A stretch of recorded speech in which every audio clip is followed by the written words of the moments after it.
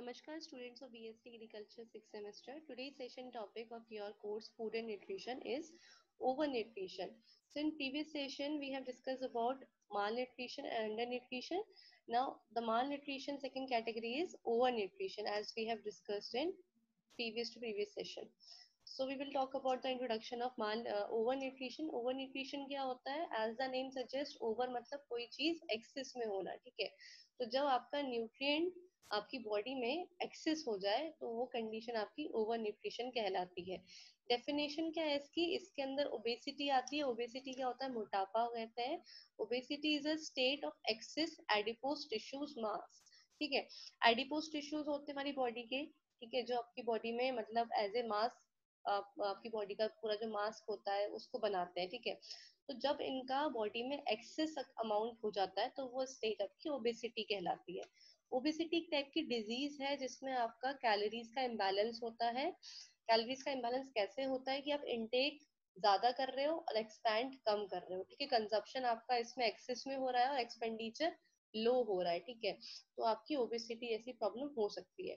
WHO के द्वारा इसको डिफाइन करा गया था, अ BMI ग्रेटर देन और इक्वल टू 25 इज ओवरवेट और अ BMI ग्रेटर और equal than 30 is obesity. BMI क्या होता है? फर्स्ट BMI आपका बॉडी मास इंडेक्स होता है, ठीक है?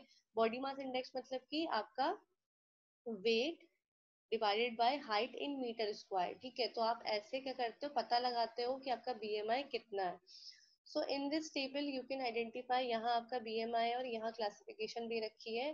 This is the most accurate table for the Asians, specially for the Asians, and it is given by WHO के द्वारा एक टेबल दी गई है। इसमें आपका अगर BMI 18.5 से कम है देन आपका क्या है? अंडरवेट है, ठीक है? अब आपका नॉर्मल वेट कितना होता है? 18.5 टू 24.9। और इसके बाद आपकी ओवरवेट की क्लास आती है, फिर ओबेसिटी की क्लास 1 आती है, फिर क्लास 2 एंड क्लास 3। और 50 से अबव होता है तो आपका सुपर ओबेसिटी आती है। अब आप BMI कैसे फाइंड आउट कर सकते हैं? इसका एक फॉर्मूला होता है केजी पर मीटर स्क्वायर, ठीक है? केजी आपका मतलब वहां आप अपना वेट लिखोगे केजी में ही, और आपकी जो हाइट होगी वो मीटर में आएगी और उसका स्क्वायर करके आप BMI निकाल सकते हैं, ठीक है? So with this table you can check in which category you place, ठीक है? तो अब ओबेसिटी की बात कर रहे हैं तो ओबेसिटी की में भी टाइप्स होते हैं। दो टाइप की ओबेसिटी होती है आपकी, एक तो आपकी एंड्रॉइड ओबेसिटी होती है, एक आपकी गायनेकॉइड ओबेसिटी होती है। एंड्रॉइड ओबेसिटी क्या होती है? आपकी जो बॉडी के सेंट्रल रीजन पे होती है, ठीक है? इसको एप्पल शेप भी बोलते हैं। सेंट्रल रीजन मतलब एब्डोमिनल रीजन, पेट की तरफ आपकी ओबेसिटी ज्यादा होती है और ये मोस्ट कॉमनली मेंस में देखी जाती है। और ये आपकी कोई ना कोई मेटाबॉलिक सिंड्रोम से रिलेटेड होती है, मतलब अगर आपको हार्ट की प्रॉब्लम है, ठीक है, या आपको कोई किडनी रिलेटेड प्रॉब्लम है तो आपको ये प्रॉब्लम ज्यादातर इस टाइप की ओबेसिटी उनमें देखी जाती है। गायनेकॉइड ओबेसिटी क्या होती है? जो बॉडी के पेरिफेरल रीजन पे होती है, मतलब कि आपकी बॉडी के वर्टेक्स वाले रीजन पे, ठीक है? तो इसको पेयर शेप बोलते हैं। इसमें आपको जो फैट होता है वो अराउंड द थाइज या अराउंड द बटेक्स आपका ज्यादा होता है, ठीक है? कॉमनली वुमेन्स में होती है और ये कोई मेटाबॉलिक सिंड्रोम से रिलेट नहीं करती है, बट वुमेन्स में मोस्टली देखी जाती है ड्यू टू हार्मोनल चेंजेस और any sort of maximum calories intake, ठीक है?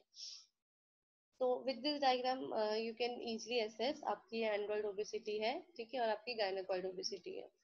Now the causes of obesity, obesity कैसे कैसे आती है? The first and major cause क्या है? आपका लैक ऑफ एनर्जी बैलेंस, आपकी एनर्जी बैलेंस नहीं हो पा रही है, इसलिए आपको ओबेसिटी की प्रॉब्लम आती है। आप एनर्जी का इंटेक तो मैक्सिमम अमाउंट में कर रहे हैं, ठीक है, और पर उसका एक्सपेंडिचर नहीं हो रहा है, ठीक है? मोस्टली आप ओबेसिटी जितने भी आपके हायर इनकम ग्रुप्स होते हैं, ठीक है, जैसे हम under nutrition lower income group में देख रहे थे, तो हायर इनकम ग्रुप में मोस्टली ओबेसिटी देखते हैं जिसमें वो लोग अच्छा खाना पीना लेते हैं, अच्छे उसमें न्यूट्रिशन लेते हैं, बट उनके पास कुछ ज्यादा काम नहीं होता है, या सिटिंग जॉब होती है, बिजनेस लाइन है, तो वहाँ उनका एक्सपेंडिचर उतना नहीं हो पाता है, ठीक है? सेकेंड, इसका मेजर रीजन आपका फैमिली हिस्ट्री भी है और जेनेटिक्स भी है, मतलब कि अगर आपके पेरेंट्स हैं तो आप में भी कहीं ना कहीं ओबेसिटी रहेगी, ठीक है? क्योंकि ओबेसिटी आपकी जेनेटिकली भी होती है, कुछ जीन्स ऐसी होती हैं आपकी जो ओबेसिटी कैरी करती है और वो generation to generation pass on होती है। थर्ड है आपका ड्रग्स, ठीक है? ड्रग्स मतलब ऐसे कुछ ड्रग्स, अगर आप मेडिकेशन पे हो, कॉर्टिकोस्टेरॉइड्स आप लेते हो, या फिर एंटी डिप्रेसेंट पिल्स लेते हो, या सीजर्स के लिए आप लेते हो कोई भी मेडिसिन, तो आपको ओबेसिटी होने के चांसेस है। Fourth is your emotional factor. Emotional factor मतलब कुछ लोग ऐसे होते हैं जो इमोशंस में आके एक्सेसिव फूड इनटेक करते हैं, ठीक है, ज्यादा कैलोरीज लेते हैं, तो उनमें भी फिर ओबेसिटी देखी जाती है। Then your endocrine problem. Endocrine problem क्या होती है? जो एंडोक्राइन ग्लैंड होते हैं उसमें कुछ कभी जो प्रॉब्लम आती है, जैसे आपको अगर हाइपोथायराइडिज्म है, थायराइड प्रॉब्लम है, खशिंग सिंड्रोम है, पीसीओडी है, तो ये सब प्रॉब्लम्स आपकी ओबेसिटी में लीड ऑन होती है। Lack of sleep is also a major factor of obesity. अगर आप अच्छी नींद नहीं लेते हैं, कम नींद लेते हैं, तो भी आपको ओबेसिटी होने के चांसेस है। विद दिस, अगर आप ब्रेकफास्ट भी स्किप करते हैं, तो इन सम रिसर्च इट में शोज कि अगर आप ब्रेकफास्ट स्किप करते हो तो आपको 40% चांसेस हैं आगे जाके ओबेसिटी होने के।